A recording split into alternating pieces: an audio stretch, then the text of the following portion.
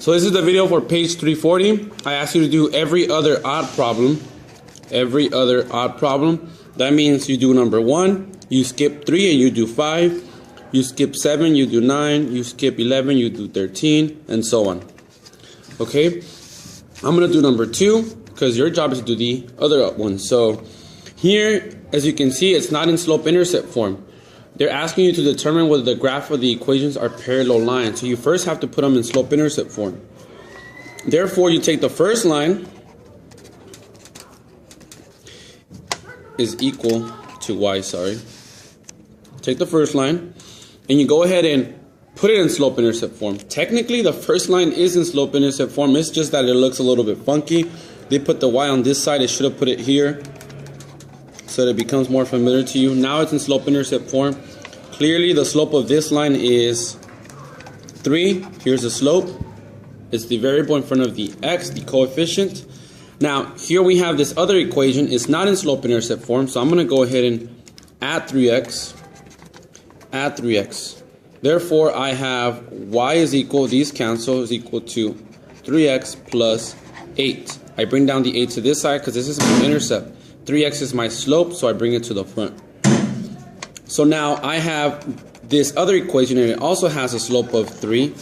Therefore, because the slopes match, I can go ahead and say that these two lines are parallel. Sorry for moving the thing so much. Or notation is like that. That's my notation. I'm going to do one more. I'm going to do number 8. Number 8 is y minus 6 is equal to negative 6x. Minus 2x plus y is equal to 5. Here are the two lines they gave me. Number 8. So I can go ahead and add 6 on this side and add 6. These cancel, so my new equation is y is equal to negative 6x plus 6. That takes care of this one. Now let's take a look at the other one. If we add 2x, these cancel and add 2x here, then I have a new equation. Now it says y is equal to 2x plus 5. Notice this slope is negative 6 and this slope is 2. Therefore, these lines are neither parallel. They're neither parallel nor perpendicular. So they're neither, none of them. They're just two regular lines. Let's go ahead and move on to the other section of the homework. The other section of the homework asks you to determine whether the graphs of the equation are perpendicular. Now remember, if they're perpendicular, that means they are the negative reciprocal of each other. Let's take a look at number 16.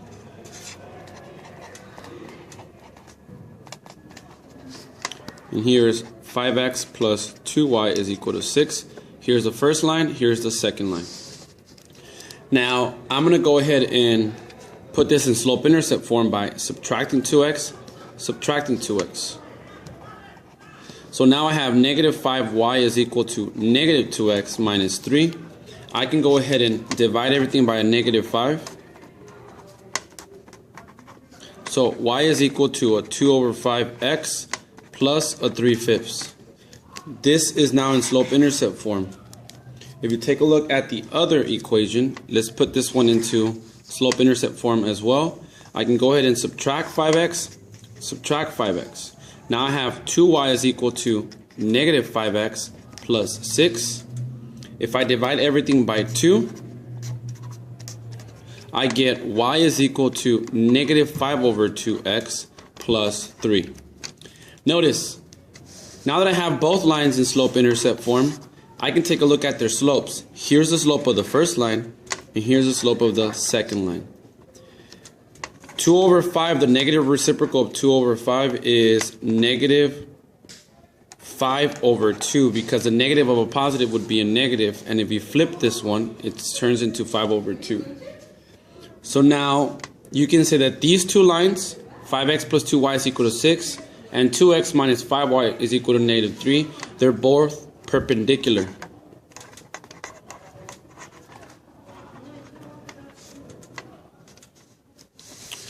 Now,